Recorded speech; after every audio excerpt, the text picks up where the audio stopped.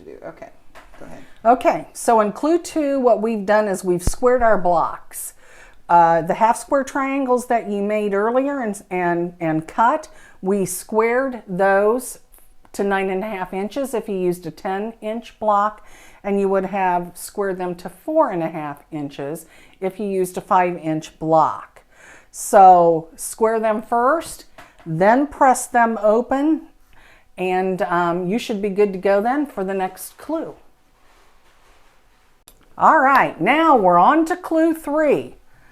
So this is almost the last step that you have to do, and you'll have all your blocks ready for a quilt top. So here we go. Okay, this time you're going to take your print squares. So you're going to take 4 print squares, and you're going to mark the back from corner to corner. Then you're going to take a print square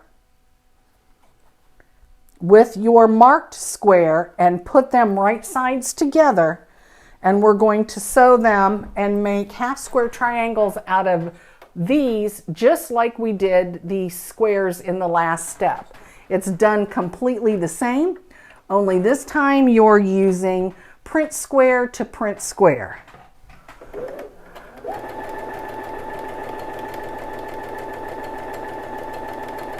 So this could be interesting if your print squares are all different. Right.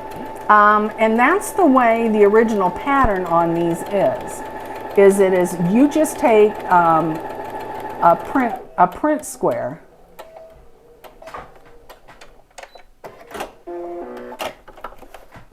okay, we're going to flip it around and we're going to go down the back, the other side here. Yes, I'm doing the 5-inch squares, so, and mine are not all different, but most of them are. So it's going to be interesting to see how this comes out with that. I'm going to have fun. The fun is playing with it.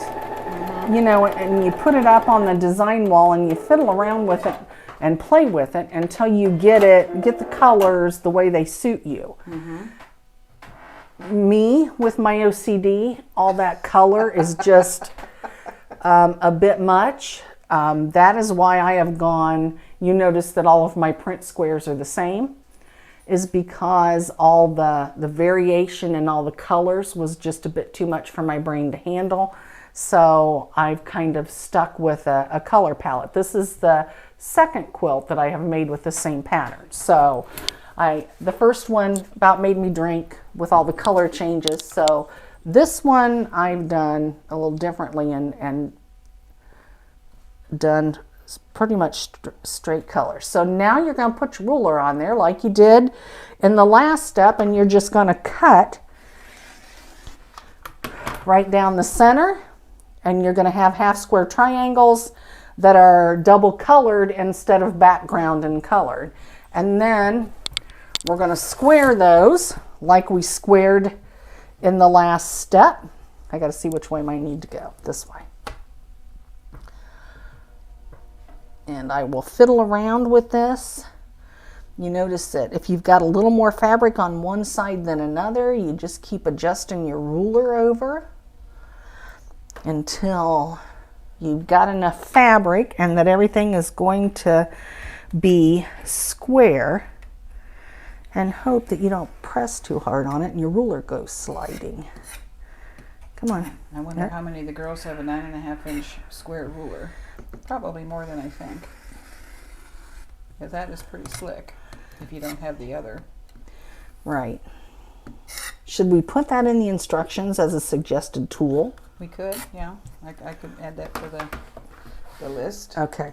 So, all right, we've gone ahead and squared up our block, and then we're going to go set our seams and press it open.